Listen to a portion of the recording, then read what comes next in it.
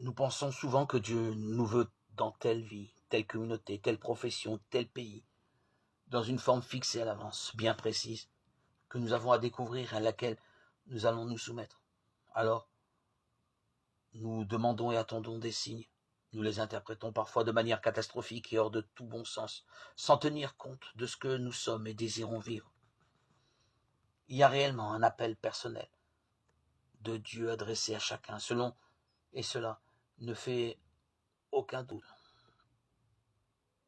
C'est moi qui vous ai choisi, dit Jésus, Jean 15, 15. Mais cet appel est ouvert en quelque sorte. C'est la réponse de chacun qui va être tout à fait spécifique, personnelle, unique, inventée et non fixée à l'avance de toute éternité. La réponse que nous allons donner à Dieu n'est inscrite nulle part, ni dans le livre de vie, ni même dans le cœur de Dieu, sinon comme une attente et une espérance.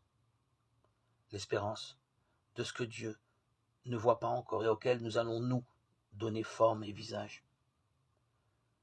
La volonté de Dieu n'est pas d'abord que tu choisisses ceci ou cela, c'est que tu choisisses toi-même au terme d'une réflexion loyale, libérée de l'égoïsme comme de la peur, la manière la plus féconde, la plus heureuse de réaliser ta vie, compte tenu de ce que tu es, de ton passé, de ton histoire, des rencontres que tu as faites.